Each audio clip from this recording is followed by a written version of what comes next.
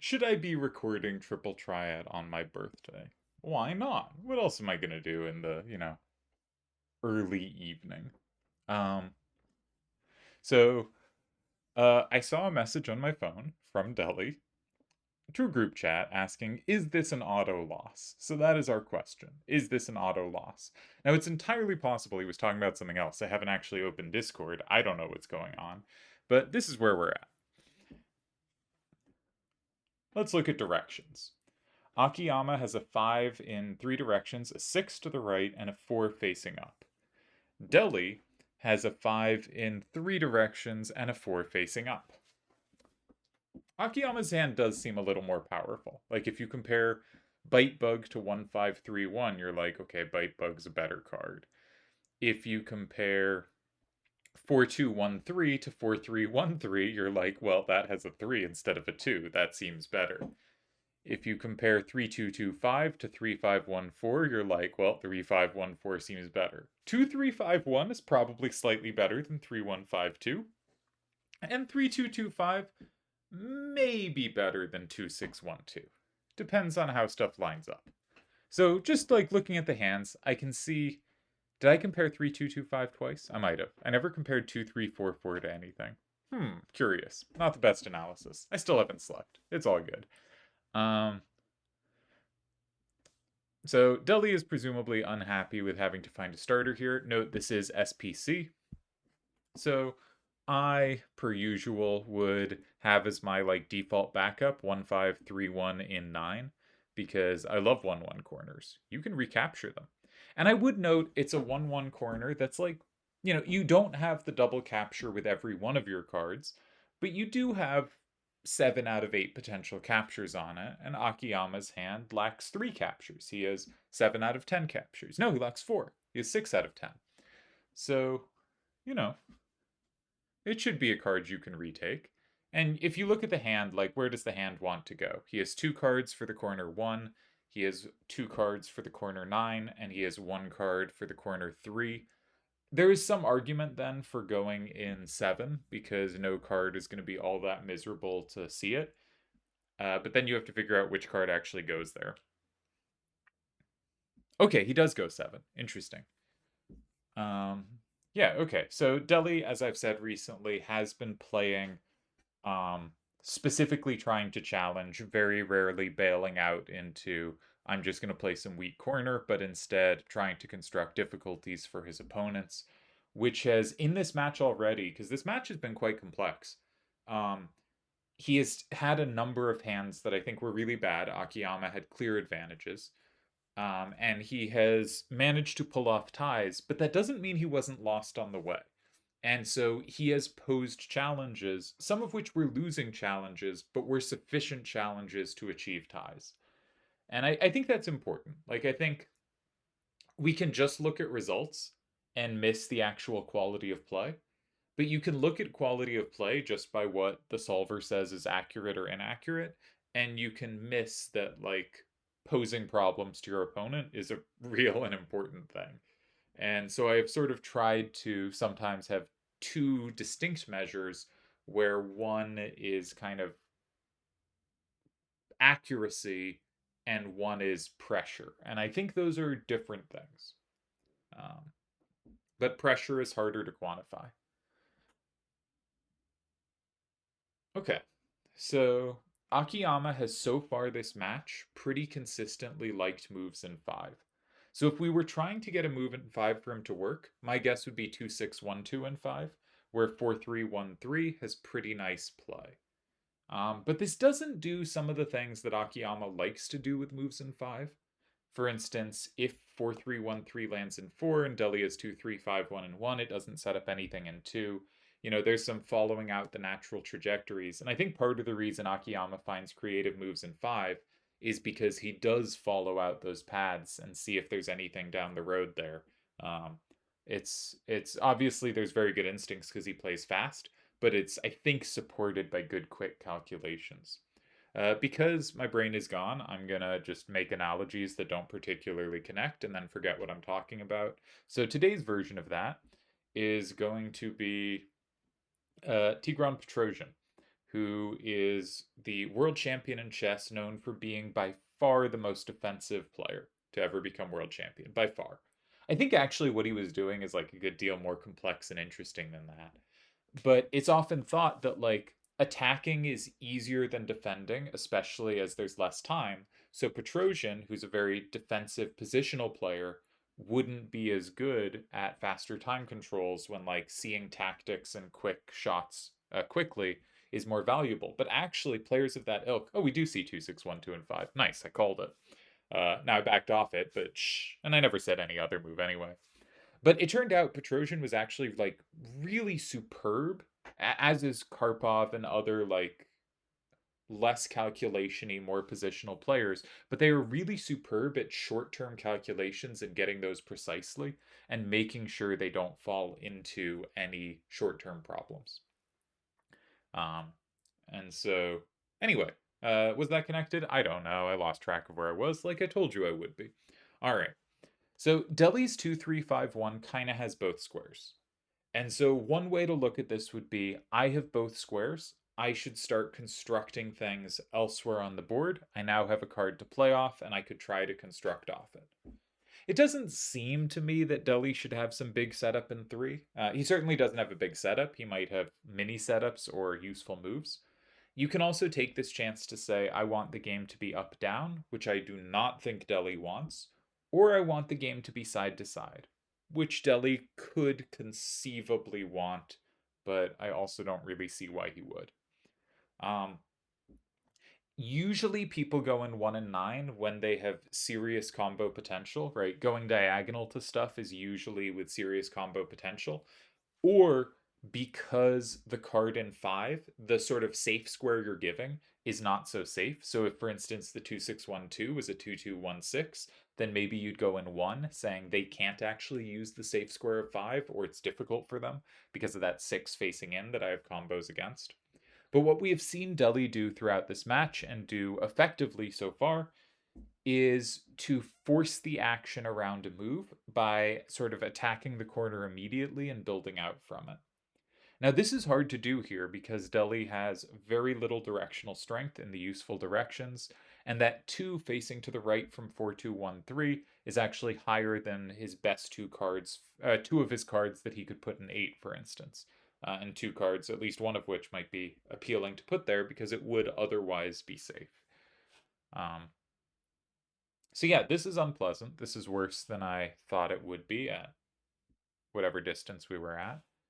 I would note Akiyama has limited down, but not no down.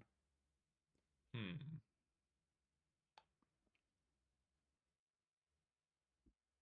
Hmm. What I'm trying to make work. No, it just doesn't work. Yeah, this is unpleasant. It's really hard to go 6 because you have no control of 3. Yeah, I was gonna start coming back round to 3. Um, oh, is 3 actually like... No, 3 is not safe, but there is combo potential if 3 is touched. Because Delhi does have both 4 and 8. This is the first time this match Delhi hasn't forced the action in 4 or 8, but I couldn't get 4 or 8 to work. So it makes sense he'd move off it. And I was sort of... I was going to come back around to 3 as like, maybe this is where we end up. So Akiyama does not have the capture from 6. Again, you'll notice Delhi is looking for moves with high numbers facing out. I think it's been really interesting to watch different players evolve over the course of the years we've been back. I think Delhi is playing differently in 2025 than he did in like 2023. He might disagree with that. I don't know, but I think he is. I think he is playing differently, which is just interesting to see. It's yeah, fun to see players show different sides of their play. A really interesting player for that is Yevon. Like every time I go like look a bit at his games, I go, this seems like a different player than I thought he was a year ago. um, your mileage may vary, but that's how I feel looking at his games. So Akiyama's only capture is in 2. Delhi does not have a recapture in 6. So 3, 5, 1, 4, and 2 has to be a huge candidate move. Deli, however, has two options there. One, he can take that with 1531 in one. And this is a card that is not safe, but it's only capturable by 4313 and 4, which combos, right? Because that's the card that has a plus in 4, and Deli can combo back in 8, and you could easily play that out, and Deli wins at the end there. If we just play out the obvious moves like 3, 5, 1, 4, and 2. All right, but Akiyama goes, okay, I don't think I should take it. I'm going to take safety. But if he takes safety, then Deli is safe in 3, and now the big problem for Deli is he has trouble playing next to 7. And that makes me think maybe Deli should play 1531 and 1 anyway. Now I'm not sure that was his plan, right? Because the other thing was if he can take a combo or set up a combo somewhere, he might just win in the other lines as long as he can land the combo in 4 or 8. I'm not entirely sure he could, so I was on 1531 and 1. But I think 1531 and 1 could still make sense. Akiyama has 3514 now in his hand, but that doesn't particularly dissuade 1531 and 1. So still possible. There's also 1531 in 6.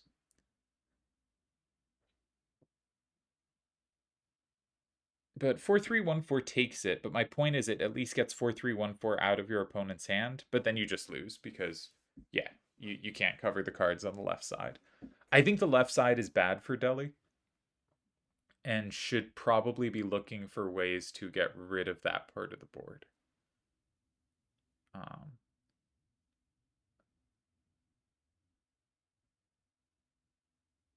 But maybe my line doesn't work, because maybe if 1531 and 1, Akiyama can play something like 3152 in 6. But Deli has 3225 in 9 there. And he doesn't lose. Does that mean he should start 3225 in 9? That's an interesting idea. Because then 1531 has both 4 and 8. Deli has not had both 4 and 8 with the same card this game. I could see that having useful value. Now, it doesn't have 8 perfectly, but it does have some play there. It's possible. I'm a little skeptical. I think I prefer 1531 and 1, but those are the two moves I am most curious about. I think if you play like 2351 and 6, I just don't know what you do against in some order, like say 4313 and 4. Because you can't take it, and if you use 1531, then they can play 3514 and 8, and that's safe to 3225. And if you play 3225, you kept 1531 to cover 3514, but it doesn't cover 3152, which has the necessary captures for you to lose. So I'm not calculating super well. I kind of expect to be wrong here. Maybe this is a good time to start being curious about the solver here. There might be a number of paths here. There might be very few. I have no idea. But I think this is clearly quite dangerous.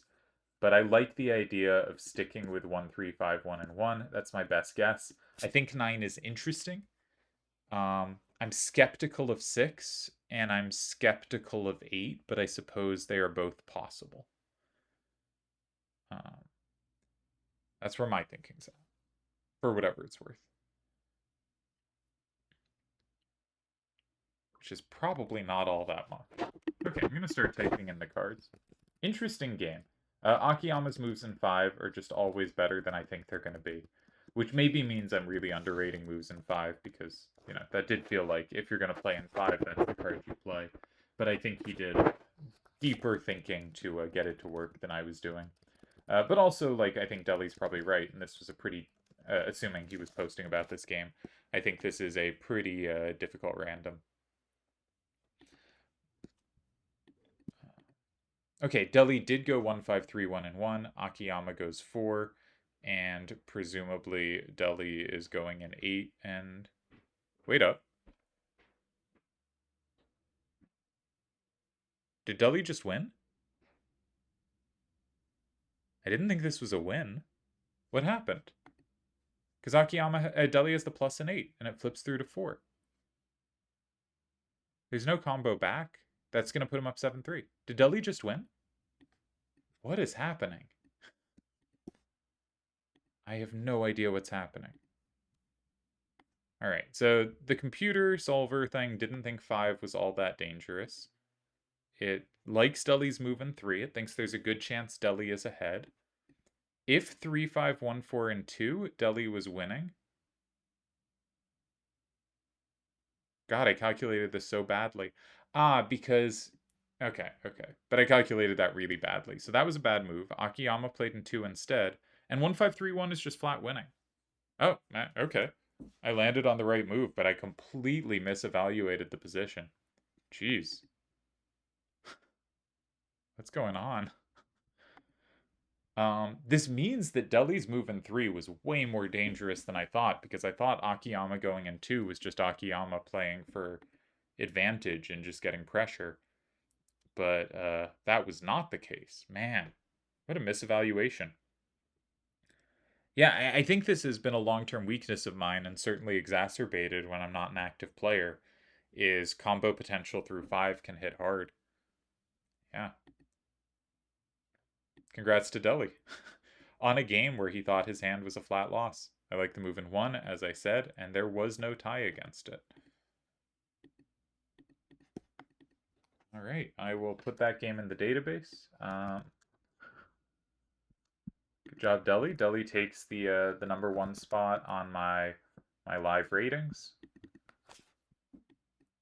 Put the game into the database, and I guess end the video. Good job, Deli. No one saw this coming out of this game. Yeah, nicely done. 3 was way better than I thought it was. Good move. Well won.